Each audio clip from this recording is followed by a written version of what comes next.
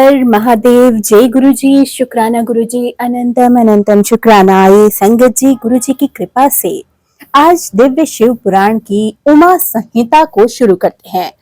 कृपा करके इस संहिता को भी बेहद ध्यान पूर्वक सुनिएगा। मैं आपको बेहद आसान भाषा में शिव पुराण की उमा संहिता समझाने का प्रयत्न करूंगी। मुझसे कोई त्रुटि हो जाए तो मुझे माफ कर दीजिएगा। आज के अध्याय में हम जानेंगे कि भगवान श्री कृष्ण के तप से संतुष्ट हुए शिव और पार्वती का उन्हें अभीष्ट वर देना तथा शिव की महिमा। यो धते भुवाननी सप्त गुणावान सृष्टा रजन संश्रय संहिता तम सान्वितो सगुणी वर्ती मायामती तम स्थिति सत्यानंदमय बोध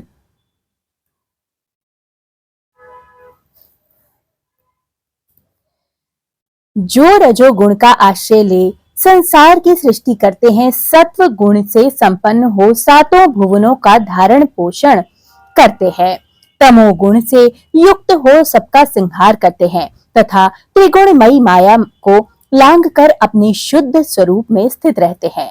उन सत्यानंद स्वरूप अनंत बोधमय निर्मल एवं पूर्ण पार ब्रह्म शिव को हम सदा नवाते हैं, उनका ध्यान करते हैं। वे ही सृष्टि काल में ब्रह्मा का पालन के समय विष्णु और संहार काल में रुद्र नाम धारण करते हैं तथा सदैव सात्विक भाव को अपनाने से ही प्राप्त हो जाते हैं। ऋषि बोले, महाज्ञानी व्यास शिष्य सूत जी, आपको सादर नमस्कार है। आपने कोटि रुद्र नामक चौथी संहिता हमें सुना दी। अब उमा संहिता के अंतर्गत नाना प्रकार के उपाख्यानों से युक्त जो भी परमात्मा साम्य सदाशिव का चरित्र है, उनका वर्णन कर दीजिए। हम आपके बेहद आभारी रहेंगे।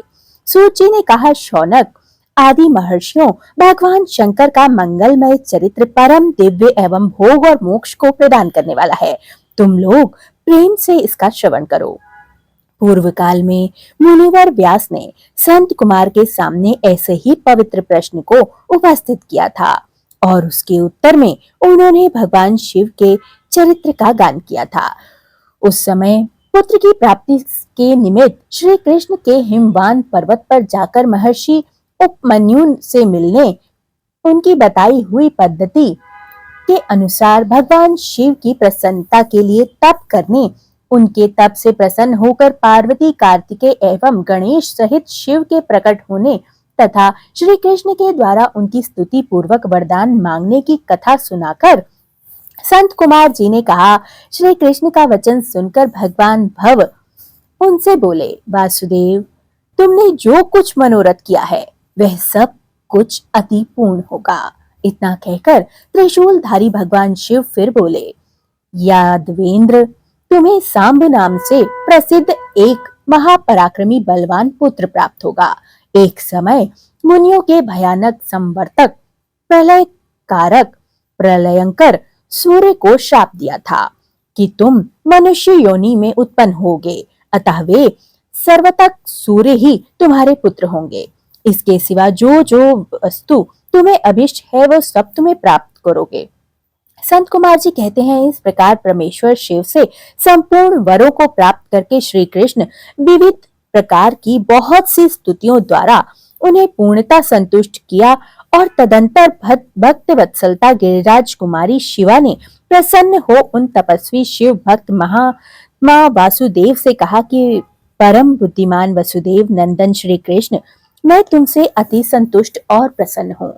अनद, तुम मुझसे भी उन मनोवांछित वरों को ग्रहण करो जो तुम्हें भूतल पर उपलब्ध है।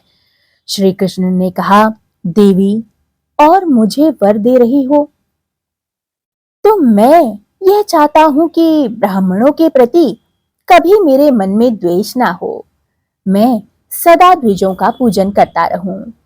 आप तो देवी हो, तब भी मुझे ये वर दे रही हो। मेरे माता पिता सदा मुझसे संतुष्ट रहें। मैं जहां कहीं भी जाऊं, समस्त प्राणियों के प्रति मेरे हृदय में अनुकूल भाव रहे। आपके दर्शन के प्रभाव से मेरी संतति उत्तम हो। मैं सैकड़ों यज्ञ करके इंद्र आदि देवताओं को तृप्त कर सकूं। सहस्त्रों साधु, सन्यासियों और अतिथियों को सदा अपने घर पर श्रद्धा से पवित्र अन्न का भोजन करा सकूं। भाई बंधुओं के साथ नित्य प्रेम बना रहे तथा मैं सदा संतुष्ट रहूं। संत कुमार जी कहते हैं कि श्री कृष्ण का ऐसा वचन सुनकर संपूर्ण अभीष्टों को देने वाले सनातनी देवी पार्वती विस्मित हो उनसे बोली कि वासुदेव, ऐसा ही होगा, तुम्हारा कल्याण होगा। इस प्रकार श्री कृष्ण पर उत्तम कृपा करके उन्हें उन वरों को देकर पार्वती देवी तथा परमेश्वर शिव दोनों वहीं से अंतर ध्यान हो जाते हैं। तदंतर केशी हंता श्री कृष्ण ने मुनिवर उपमन्यु को प्रणाम करके उनसे वर प्राप्ति का सारा समाचार बताया। तब उन मुनि ने कहा, जनार्दन, संसार में भगवान शिव के सिवा दूसरा कोई महादानी ईश्वर नहीं है तथा क्रोध के समय दूसरा कौन अत्यंत दुस्सह हो उठता है। महायशस्वी गोविंद दान, तप, शौर्य तथा स्थिरता में शिव से बढ़कर कौन है। अतः तुम शंभु के दिव्य ऐश्वर्य का सदा श्रवण करते रहो। तदंतर उपमन्यु के द्वारा शिव की महिमा को सुनने के बाद वह मुनीश्वर को नमस्कार करके वसुदेव नंदन केशव मन ही मन शंभु का स्मरण करते हुए मुस्कुराए और द्वारकापुरी चले गए। जय गुरु जी, शुक्राना गुरु जी, अनंतम अनंतम शुक्राना। हे महादेव, इस पाठ को पढ़ने और सुनने वाले सब कल्याण हो, सर्वथा भला हो, हर तरफ खुशहाली हो। जिस जिस घर में भी इस पाठ को पढ़ा या सुना जाए वहां कभी भी अन्न धन धान्य की कमी ना आए। वहां महादेव आपकी और माँ लक्ष्मी की कृपा सदा बरसती रहे। जय गुरु जी, शुक्राना गुरु जी।